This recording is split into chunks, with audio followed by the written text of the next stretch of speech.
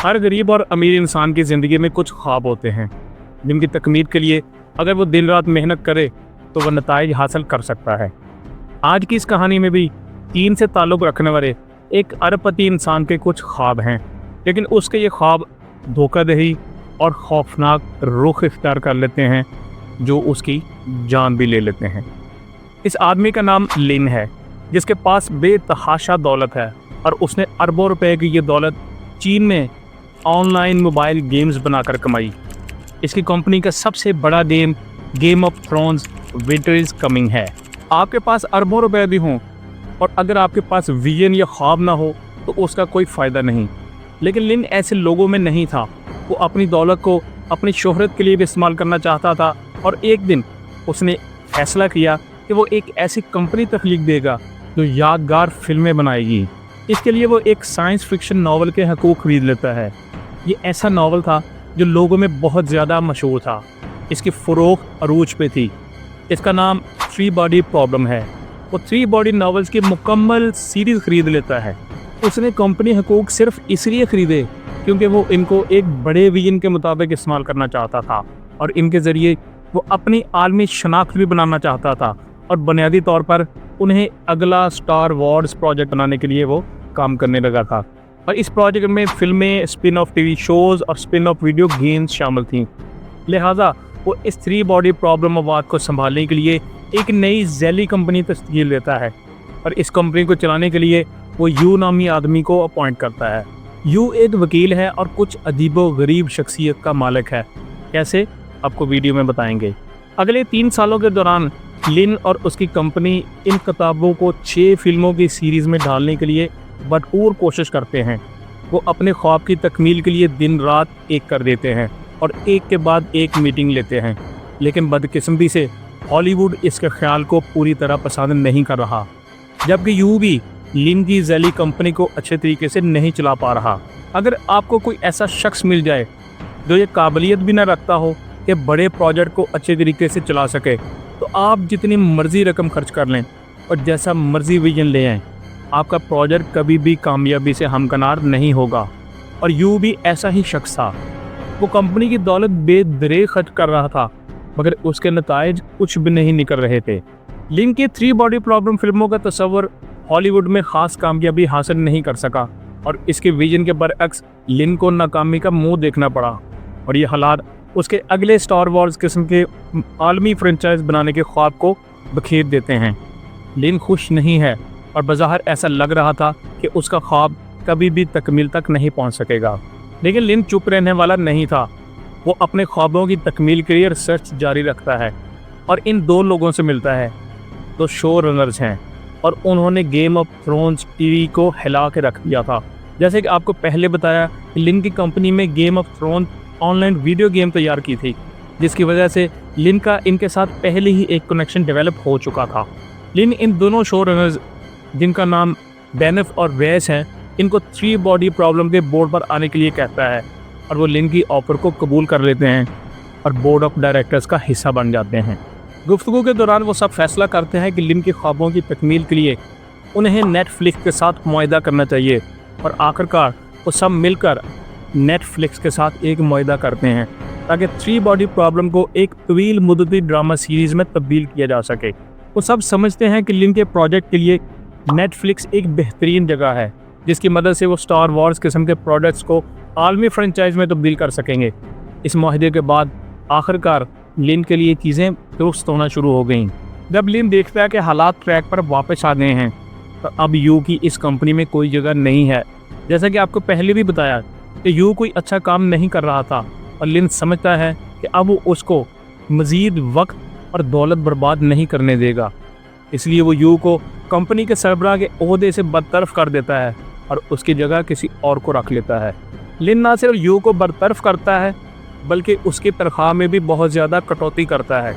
होना तो ये चाहिए था कि यू को कंपनी के दफ्तर में दोबारा दाखिल ही ना होने दिया जाता, मगर लिन ऐसा नहीं करता और उसको कंपनी के सरबराह की बजाय उसका ओहदा कम करके उसे एक मातहत के तौर पर जिम्मेदारियां जारी रखने का कह देता है।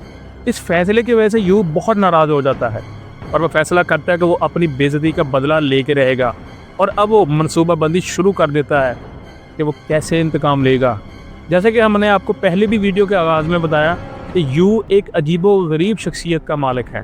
ایک طرف تو یو ایک عجیب و غریب شخصیت کا مالک تو تھا ہی، جبکہ دوسری طرف وہ ویڈیو ٹی وی دیکھنے کا بھی شوقین تھا اور اپنے اس شوق کو وہ بدلہ لینے کے لیے استعمال کرتا ہے، اور اس کے لیے وہ اپنے ایک پسندیدہ شو جس کا نام بریکنگ بیڈ ہے اس کی مدد سے اپنے انتقام کی منصوبہ بندی کو آگے بڑھاتا ہے۔ وہ اس شو کو مد نظر رکھتے ہوئے شہر کے تھوڑا سا باہر ایک جگہ تلاش کرتا ہے اور وہاں پر ایک خفیہ لیبارٹری بنانا شروع کر دیتا ہے۔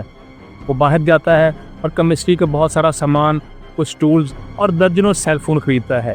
وہ ان سیل فون کا استعمال ڈارک ویب تک رسائی کے لیے حاصل کرتا ہے، جہاں وہ بہت سارے زہریلے خام مواد خریدتا ہے، کیونکہ وہ ایک جان لیوا زہر تیار کرنے کی کوشش کر رہا تھا۔ ایک طرف تو یو اپنے منصوبے پر خاموشی سے عمل کر رہا تھا، جبکہ دوسری طرف وہ لن کی کمپنی میں بھی روزانہ آتا اور اس کے ذمے جتنے بھی کام لگائے جاتے ان کو احسن طریقے سے سر انجام دیتا۔ مطلب کسی کو شک نہیں ہونے دے رہا تھا کہ وہ جلد ہی بدلہ لینے والا ہے۔ لن کی کمپنی میں کام کے بعد وہ خفیہ طور پر اپنی لیبارٹری جاتا اور روزانہ تجربات کرتا تاکہ اس کے ہاتھ ایسا زہر لگ سکے جسے وہ اپنے دشمنوں کو دوسرے جہاں پہنچانے کے لیے استعمال کرے۔ بدلہ لینے کے لیے یو اس حد تک پاگل ہو چکا تھا کہ وہ 100 سے زیادہ مختلف قسم کے زہر کے تجربات کرتا ہے، اور یہ تجربات وہ اپنے علاقے میں پائے جانے والے مختلف پالتو جانوروں پر کرتا ہے تاکہ اس کو معلوم ہو سکے کہ زہر کا اثر کتنا ہے۔ بالآخر کئی مہینوں کی کوشش کے بعد یو مطلوبہ زہر بنانے میں کامیاب ہو جاتا ہے، اور اب وقت آتا ہے اس کے منصوبے پر عمل کرنے کا، اور اس کے لیے وہ مختلف مشروبات لیتا ہے، ان میں زہر مکس کرتا ہے اور اپنے دفتر لے جاتا ہے، یعنی کہ لن کے دفتر میں لے کر جاتا ہے۔ وہاں پر وہ یہ تمام مشروبات اپنے ساتھیوں میں بانٹتا ہے۔ وہ کچھ پرو بایوٹک جو گولیاں ہیں ان میں بھی زہر ملا دیتا ہے اور انہیں لن کی سیکٹری کو دیتا ہے۔ یہ گولیاں وہ لوگ استعمال کرتے ہیں جن کو ہاضمہ یا معدے کے حوالے سے مسائل ہوں۔ لن کی سیکٹری کو قطعی طور پر معلوم نہیں کہ یو نے ان گولیوں میں زہر ملایا ہوا ہے، اس لیے سیکٹری وہ گولیاں لن کو دے دیتی ہے جیسے وہ روٹین میں اس کو ٹیبلٹس دیتی تھی۔ ان گولیوں کے استعمال کے چند روز بعد لن خود کو اچانک بیمار محسوس کرنے لگتا ہے، اور وہ جان نہیں پاتا کہ اس کی یہ حالت ایسی کیوں ہے۔ اسے اگر کچھ معلوم ہے تو وہ صرف یہ ہے کہ اسے خوف محسوس ہو رہا ہے۔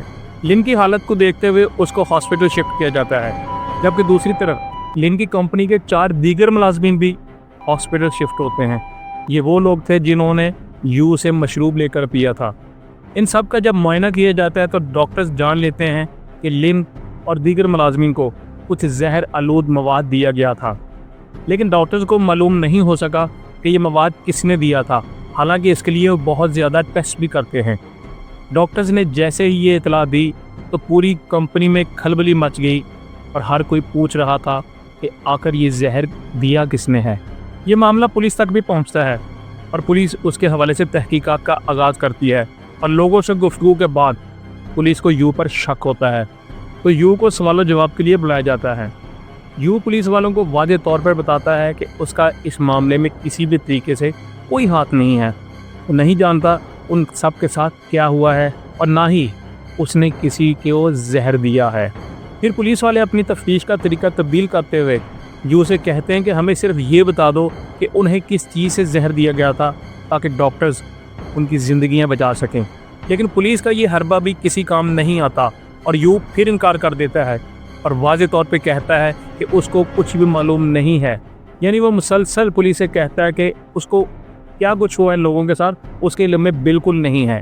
ملازمین کو ہسپتال میں داخل ہوئے 10 دن گزر چکے ہیں، اور ان 10 دنوں کے دوران پولیس بھی متواتر یو سے تفتیش کر رہی تھی، لیکن وہ مسلسل انکار کرتا رہا۔ چاروں ملازمین کی خوش قسمتی کہ ان کی صحت بحال ہونا شروع ہو جاتی ہے، لیکن بدقسمتی لن کو گھیر لیتی ہے، اور وہ کرسمس کے دن ہسپتال میں مر جاتا ہے۔ یعنی ایک ایسا شخص اس دنیا کو چھوڑ گیا جس نے اپنی شناخت کے لیے پانی کی طرح اپنی دولت بہائی، اور ایک دوست کو اپنی کمپنی میں سربراہ کے طور پہ تعینات کیا۔ آج اسی دوست کے ہاتھوں لن یہ دنیا چھوڑ گیا۔ لن کی موت کے بعد پولیس یو کو گرفتار کر لیتی ہے، اور اس دوران انہیں شہر کے باہر بنائی گئی خفیہ لیبارٹری بارے بھی معلوم ہو جاتا ہے، جس پر پولیس ریڈ کرتی ہے اور وہاں پر موجود تمام مٹیریل کو قبضہ میں لیا جاتا ہے، جس کے بعد یو کو جیل بھجوا دیا جاتا ہے۔ تقریباً 4 سال بعد 3 باڈی پرابلم منظر عام پر آتی ہے۔ یہ پروجیکٹ لن کا خواب تھا جو کہ اس کی زندگی میں پورا نہیں ہو سکا۔ یہ پروجیکٹ بالا کر نیٹ فلکس پر پریمیئر ہوتا ہے۔